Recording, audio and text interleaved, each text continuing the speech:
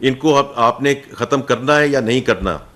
तो उसमें की वजह से there is a part which has gone more on the same. तो मैं उसको जो चीज़ है वो है, क्योंकि I am who I am. मैं ऐसी बात नहीं करूँगा कि हर चीज़ को हमने जाके कहना है कि जी नहीं, ये मैं आपको बताता हूँ कि ये क्यों हुआ। लेकिन ये कहना कि आप एडिशनल सेक्टर्स को नहीं लेकर आए, उसमें मेरी सिर्फ गुजारिशात हैं कि रिटेलर्स, मैं फिर दोहराऊंगा कि जो मिफ्ता साहब ने 2022 में कदम उठाया था कि रिटेलर्स पे टैक्स लग जाए, उस वक्त लग जाना चाहिए था। Because we can not have any segment which is not contributing to the society and to the exchequer.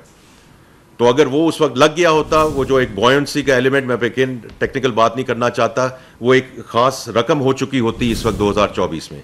But अब हम इंशाल्लाह वो करने जा रहे हैं, और मैं अपने जो ताजर भाई और बहन हैं उनका बहुत मशकूर हूँ, क्योंकि as of yesterday 42,000 retailers have registered, और इन पे टैक्स का इतलाक जो है वो होना जा रहा है इंशाल्लाह फ्रॉम जुलाई।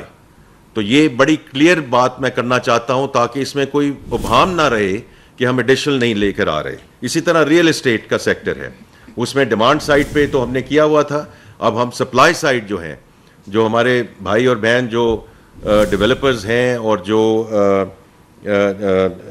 कंस्ट्रक्शन में साइड पे इन्वॉल्व हैं, उन पे भी हमने जो एडिशनल इस वक्त बात की है ऑन द डीम्ड इनकम, तो सप्लाई साइड को भी हम टैक्स नेट में लेकर आ रहे हैं। तो मैं बड़ा क्लियर होना चाहता हूं कि ये कहना कि जी आप एडिशनल सेक्टर्स पे आप नहीं जा रहे, तो इस पे हो सकता है हम शायद बजट में मेरे से कोताही रह गई हो कि ये मैं इसमें बहुत तरीके से आपको नहीं बता सका। तो इस पे अगर आपके कोई और सवाल होंगे तो मैं उसका इंशाल्लाह जवाब दूंगा।